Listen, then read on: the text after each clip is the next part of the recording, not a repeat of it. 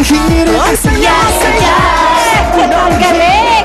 Home stretch po tayo. Siyempre, dito pa rin tayo sa Philippine Heart Center in celebration of Heart Month kung saan ito ang vertical marathon na kakaibang pagtakbo nila paakyat sa 9th floor at nasa home stretch tayo. Ito tanongin natin, kamusta ka na? Eto, medyo pagod na pero kayang-kaya pa. Alright, ang galing naman ang fighting spirit ng mga to.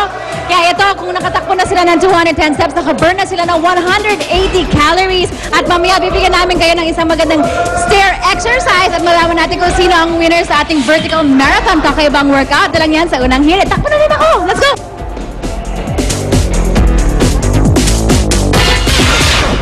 Sa unang hirit. Ang saya-saya.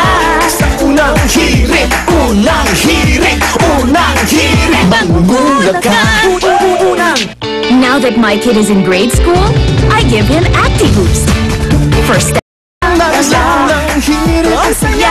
Okay mga kaibigan, may breaking news po tayo tungkol sa nakatakdang pagkita ng ating pambasang kamao, si Congressman Manny Pacquiao at ni US President Barack Obama sa White House.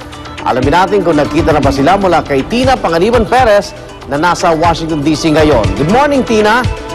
Good morning, Arnold. Dito gabi na sa amin, 7:27 p.m. na dito sa Washington, D.C.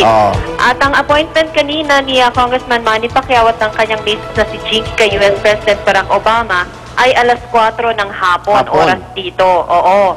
Alam mo ba, Arnold, patawid pa lang yung mag-asawang Pacquiao papasok sa isa sa mga entrance ng White House, yung nasa 17th at State Street, nagkaroon ng banggaan dahil may ilang drivers na kumukuha ng litrato o video nitong si Pacman.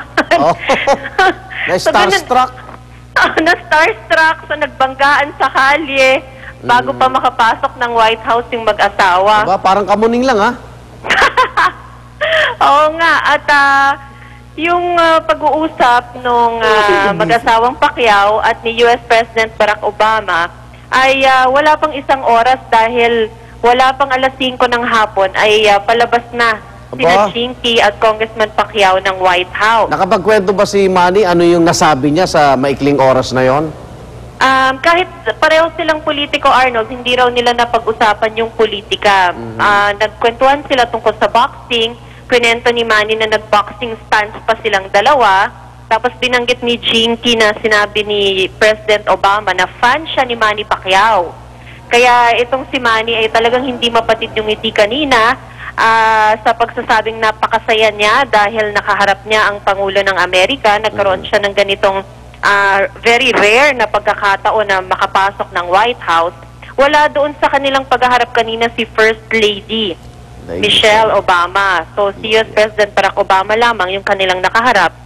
At paglabas nila, meron silang dalawang brown paper bags. Ang laman ay mga M&M's na nakalagay sa box na puti na may seal ng White House, ng Presidente ng Amerika. Wow. So ang sabi ni Jinky, galing daw yun sa White House kitchen at iuwi raw nila yon sa kanilang mga anak. Puno rin yung schedule niya, Arnold, dahil bago yung appointment nila sa White House ay nagkaroon pa ng press conference si Congressman Pacquiao sa Capitol Hill kanina kasama si Senator Harry Reid at nagkaroon din siya ng press tour sa Virginia sa isang pahayagan doon para sa kanilang laban ni Sugar Shane Mosley. Okay, sa mga oras dito, Arnold, hindi ba siya makikipag-meeting kay Justin Bieber?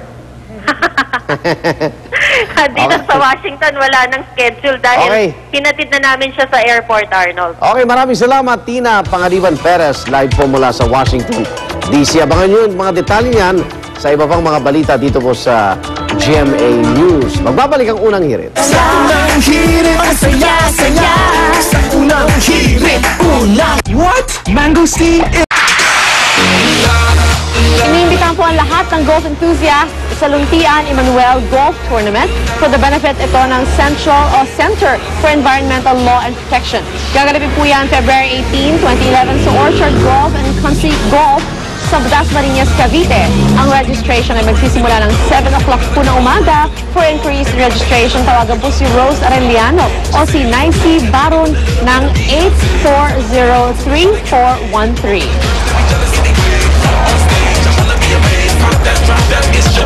Okay, mga kaibigan, salamat sa pagtambay. Dito kami ni Pia. Magkita-kita tayo bukas. Dito lang sa Unang Hirit.